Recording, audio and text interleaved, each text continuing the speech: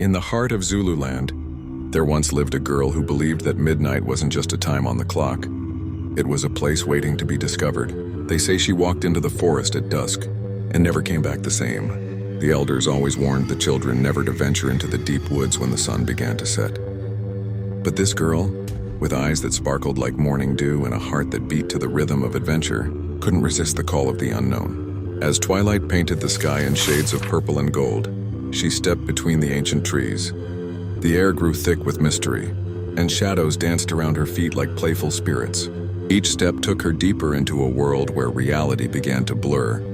The forest whispered secrets in a language she'd never heard before. Fireflies appeared, but they weren't ordinary lights. They pulsed with a strange blue glow, forming patterns that seemed to beckon her forward. The girl followed, her breath visible in the cooling air. Hours passed, or perhaps minutes. Time began to lose its meaning. The trees grew taller, their branches intertwining overhead like fingers clasped in prayer. And then she saw it, a clearing bathed in silvery light, where the stars seemed close enough to touch.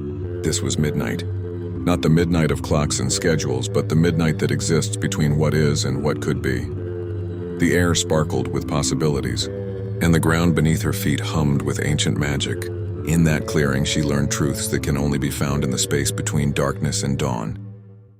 She discovered that courage isn't about being fearless.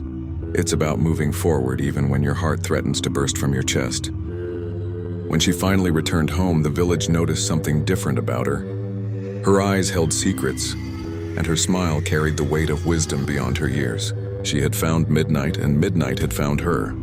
They say if you listen carefully on quiet nights, you can still hear her story whispered by the wind through the trees, a reminder that sometimes the most extraordinary discoveries await those brave enough to step into the unknown, where time itself becomes a place of wonder.